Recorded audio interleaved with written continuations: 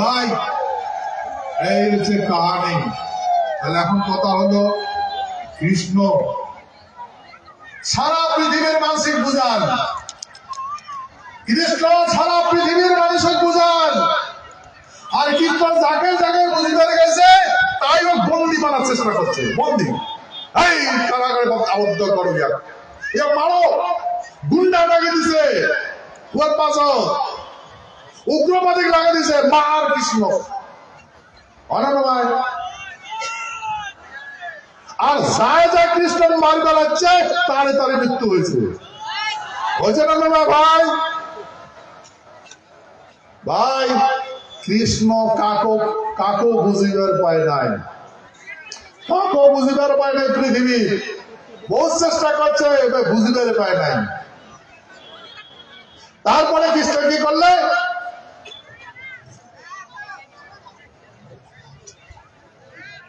তোমার সমুদ্রের মাঝে বাড়ি করলে, দ্বারকাপুর একটা রাজবাড়ি বানায়, ওটে থাকে। তো ওটে না এই কংসের না শ্বশুর জরাসন্ধ মায়ে কয় বলে তোর বেটিটা তুই বিধুয়ে কেন বানালু, ওদিকে তো কমই মারে, এটা মানে নিল প্রতিজ্ঞা। ভাই মনে রাখবেন, এই কৃষ্ণের শত্রু কাজলো জরাসন্ধ। কৃষ্ণ ক্ষত্রিয় আর জরাসন্ধ ক্ষত্রিয়।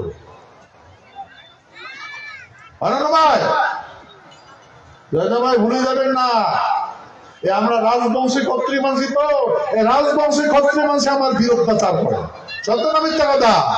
প্রকাশ্যে মিথ্যাচার করে, দল বানায়, গ্রুপ বানায়, বানায়। কৃষ্ণ দ্বারকাপুরে বসবাস করছে, নাহলে অন্য মাসি মারা যাবে। দ্বারকাপুরে বসবাস করছে, সাগরের মাঝে একটা টাপু দ্বীপক বাড়ি বানাইছে। তারপরে জরাসন্ধ দ্বারকাপুরে আক্রমণ করছে। তো যখন কৃষ্ণ আক্রমণ করে, কৃষ্ণ চতুর্পাশে জরাসন্ধর মানুষ যেগুলো রাজা ডাকে নিয়ে যায় বুদ্ধি দিয়ে সব ডাকে মারে। তারপরে উহার ভাই, এলে আলোচনা করলে বহু টান লাগবে, শর্টকাট কম। তারপরে ওই উহার দাদা বলরাম তো চিন্তা করে আসলে এই শত্রুগুলো বারে বারে রাজবাড়িতে হামলা করে, এটা পালা কে করিয়া। এবার চিন্তা করে এবার জরাসন্ধ সেটা যুদ্ধ করে, ইয়া মারলে না শেষ। এই মায়ের সমস্ত মানুষকে ডাকে আনে দাদাগুলো ডাকে মারে। তারপরে ফির একদিন আছে যুদ্ধ করবে, আর তখন বলরামে জরাসন্ধ যুদ্ধ লাগাইছে।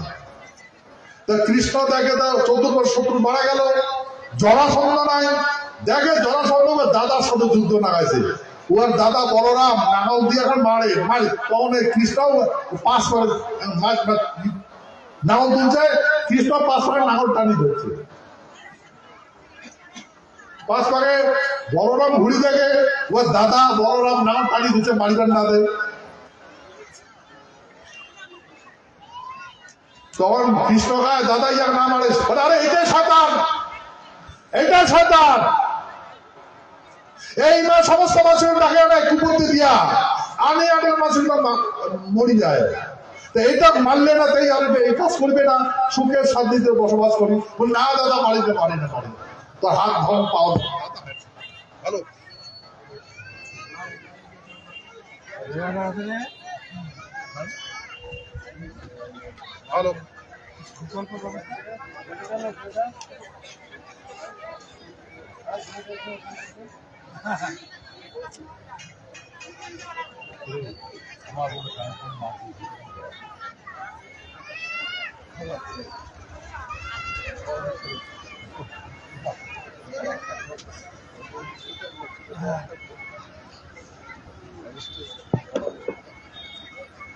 হ্যালো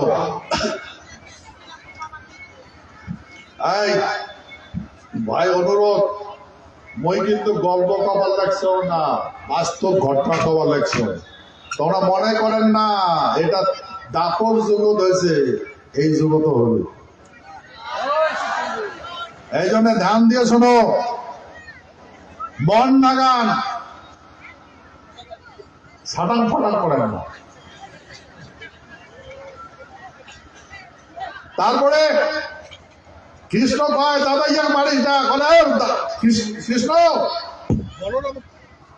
হ্যালো হ্যালো, তো বলরাম কয় এই কৃষ্ণ এই জরাসন্ধের শত্রু, এটাই নারন্দের মূল কারণ। তখন কয় দাদা শাড়ি দে দাদা, তোর হাত পাও ধরো মানে শাড়ি দে। বলে এই ইয়ে কেন শাড়ি দে শত্রুটা? বলে দাদা শাড়ি দে। আর জরাসন্ধ কয় কৃষ্ণ হ্যাঁ জরাসন্ধ তুই দাদা পালা পালা পালা পালা। তখন আর এক বলরাম কয় হ্যালো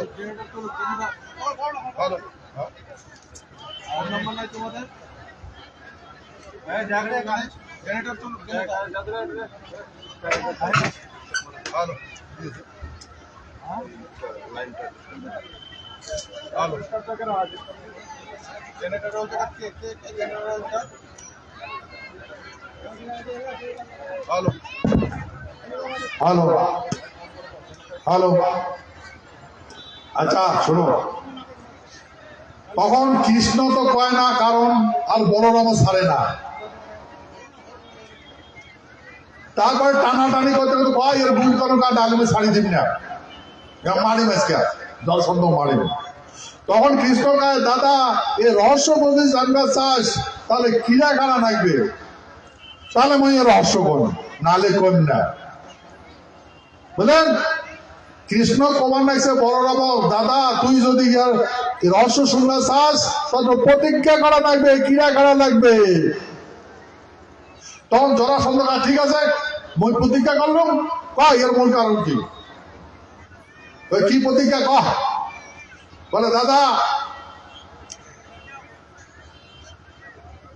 তুই মোর কাজত কোন কাজত বাধা দিবার পাবো না। বলে ঠিক আছে বাধা না দিন তোর কাজত, তাহলে বড় হচ্ছিস, ছোট ভাই বড় হচ্ছিস, তো ঠিক আছে করিস, বই তোর কাজত বাধা না দিন হল। তাহলে কৃষ্ণ পায় বলরামে বলে দাদা, কৃষ্ণ বলরাম কয় বলে দাদা তুই মোর পাশে পাশে বেরের পাবো না, আজকাল থেকে মোর পাশে পাশে বেরের পাবো না। তখন বলরাম মনে মনে ভাবে বড় হচ্ছিস তুই, যেহেতু গামুর হচ্ছিস তুই আইলেবু করি বেড়াবো, তোর অসুবিধা হয়, ঠিক আছে ভাই আজকাল থেকে তোর পাশে না বাড়ে, বাসি বাজে বেড়ে না। আর সমস্ত নারীগুলো ওর ভাবে বিভর, তো বলরাম এটা ভাবছে তখন ঠিক আছে তোর পাশে পাশে না বাড়ায়। বলে দাদা তোর পাশে পাশে না বাড়ায়। তখন কৃষ্ণ গায় ঠিক আছে দাদা মোর কাজত বাধা দিব না, মোর পাশে পাশে করাবো না। তা মূল কারণ কি জানিস দাদা? মই পৃথিবীর জন্ম নিছাম, বাবা মা শিবা চন্ডী এই জন্য পৃথিবীর পাঠাইছে। মই পৃথিবীর সমস্ত দুষ্ট দমন করে, সমস্ত দুষ্ট বিনাশ করে, ওই জন্য মোক পাঠাইছে দাদা। তো দাদা মোর বাবা মা শিব আর চন্ডী এই জন্য পৃথিবীর পাঠাইছে। তো দাদা মই একটা মানসি রক্ত মাংসের দেহ, পৃথিবীর কোন কোন প্রান্তের দুষ্ট দমন করেন মই, পৃথিবীর কোন কোন প্রান্ত যায়, সেই জন্য দাদা মই সমস্ত দুষ্ট এই যে দ্বারকাপুরী ডাকে আনিয়া এই জরাসন্ধ ছাড়ি দেন, জরাসন্ধ সমস্ত বেইমানগুলো ডাকে নেয় আর মুখ মারবার জন্য আইসি, এটা সবাইছে ওই মুখ মারবার জন্য আইসে। আর এটা মরে, এই জন্য দাদা বারে বারে ছাড়ি দেন, বাড়ি বাড়ি দোষটুকু দল বাঁধে, এটা আইসে আর মারাম। তা দাদা তুই তো কাহানি বুঝলু? বলে দাদা এই জন্য মত পৃথিবী যাচ্ছ, এই জন্য পৃথিবী যাচ্ছ, এই কাজে করি দাদা। মই যদি কাজ না করম তাহলে প্রকৃতি করি ফেলাবে, প্রকৃতি যদি করি দাদা তুইও মরব মুইও মরব, সমস্ত সৃষ্টির বিনাশ হবে। সেতু দাদা মোর কাহানি তো বুঝলু, এই জন্য আমি পৃথিবী যাচ্ছ। কৃষ্ণের কথা বলরামে শোনার পরে সেদিন থেকে ত্যাগ করে জায়গা আর মই থাকবে না, এত দেখবেন আমার নাম জমন চলে গেল, বড় চলে গেল। তারপরে কৃষ্ণ কি করলে মনে রাখবেন, কৃষ্ণ হস্তিনাপুর গেল, যুদ্ধ ঘোষণা হল। কি হল? যুদ্ধ ঘোষণা হল। দুর্যোধন কইছে কৃষ্ণ যে, কৃষ্ণ তুই তো ইন্দ্রপ্রস্থ নিব না, হস্তিনাপুর তো নিব না, ইন্দ্রপ্রস্থ নিব না, আর তো 5খান গ্রামের কথা কবার না, 5খান গ্রাম। যে কৃষ্ণ পঞ্চ পাণ্ডব 5খান গ্রাম তো ক্যা, এই বিন্দির মাথা গাললে যতটুকু মাটি হয় ওইটুকু না দিন। কইছে মই দিন না। কৃষ্ণ কইছে কেন না দেব রে? না মই না দেব, কি করবো? কি করবো তুই? বিন্দির মাথা মাটি না দিই কি করবো তুই? বলতো তুই না করিস তাহলে যুদ্ধ হবে। তখন দুর্যোধন কইছে যে বিনা যুদ্ধে নাহি দিব সূচক্রমে দিন, বিন্দির বরাবর মাটি না দিয়ে বিনা যুদ্ধ। তখন ওই রাজসভার সবাই আসলো, বড় বড় প্রধানমন্ত্রী মুখ্যমন্ত্রী যত মন্ত্রী আসলো সবগুলো আসলো মন্ত্রী, সেই পিরিয়ড তখন তো রাজা মন্ত্রী আসলো তো, সবাই আসলো তার সামনে কইছে। কৃষ্ণ কইছে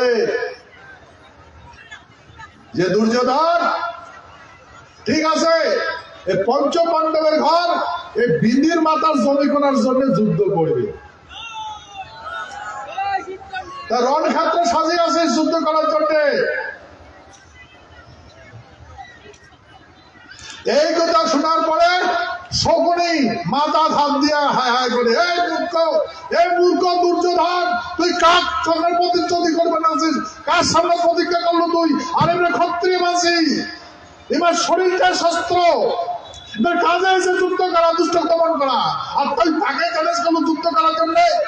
এই তুই নির্ঘাত মরবু, তুই নির্ঘাত মরবু তুই। তো ভাই মনে রাখবেন, মহাভারতের যুদ্ধ হস্তিনাপুরের জন্য হয় নাই, মহাভারতের যুদ্ধ ইন্দ্রপ্রস্থের জন্য হয় নাই, মহাভারতের যুদ্ধ 5খান গ্রামের জন্য হয় নাই, মহাভারতের যুদ্ধ বিনিগার আর মাটি করার জন্য হয়েছে।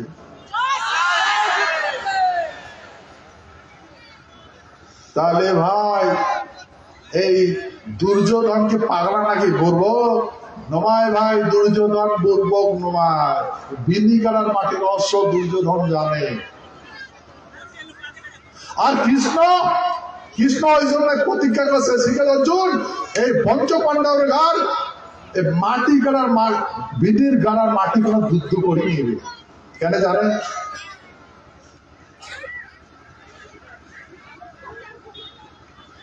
তখনকার যখন ব্যাস মুনির বেটা বেদ ব্যাস, পরাশর মুনির বেটা আছে ব্যাস, আর ব্যাসের বেটা আছে ধৃতরাষ্ট্র।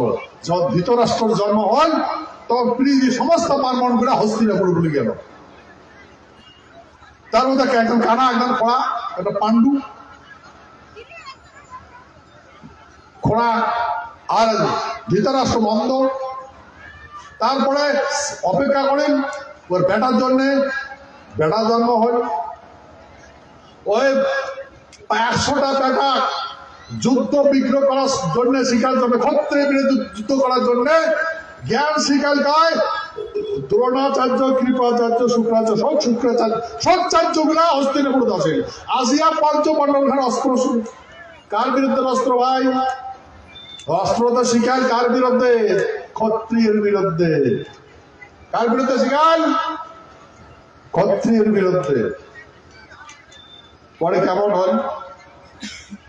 সেই জন্য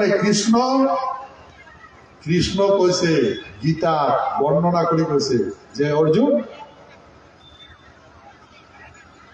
যদা যদা হি ধর্মস্য, যখন যখন ধর্মের প্রতি, ধর্মস্য গ্লানি ভবতি ভারত, গ্লানি হয় ভব সংসার, তদাত্মানং সৃজন্মহম, তখন তখন একজন মানুষের জন্ম হয়, তদাত্মানং সৃজন্মহম পরিত্রাণ সাধুনাং,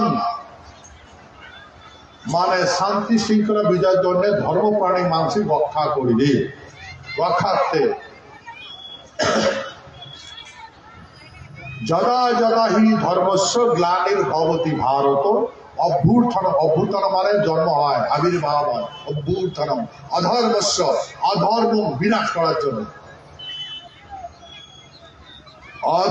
অধর্মস্য তদাত্মানং সৃজন্মহম, কিসের জন্য জন্ম নেয়? ধর্ম সংস্থাপনার্থয়, ধর্ম রক্ষা করার জন্য, সম্ভবামী যুগে যুগে, আর প্রত্যেক যুগতে হয়ে থাকে। অর্জুন